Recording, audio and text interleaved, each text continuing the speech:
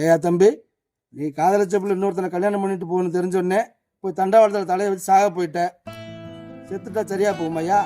ஏயா, அந்த பிள்ளைய அவங்க அப்பையும் அத்தை ஒழுக்கமாகவும் பாசமாக வளர்த்துருக்காங்க. அதனால அந்த பிள்ளை அவங்க அப்பையும் அத்தை பேச்சை கேட்டு போயிடுச்சு. ஆனால் உங்க ஒன்று இது வரைக்கும் அவனுக்காக எதையும் நினச்சி வாழ்ந்தது இல்லையா? உன்னை நினைச்சுதாயா வாழ்ந்துக்கிட்டு இருக்கான்.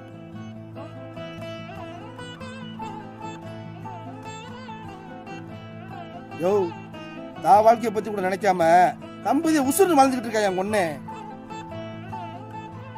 அவனை நீ நினைச்சு பார்த்திருக்காயா?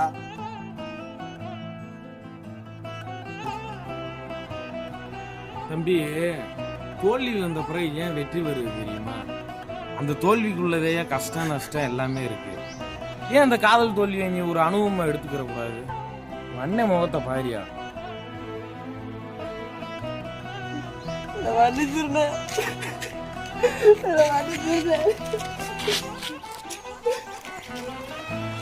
இப்படி பண்ண மாட்டேன்.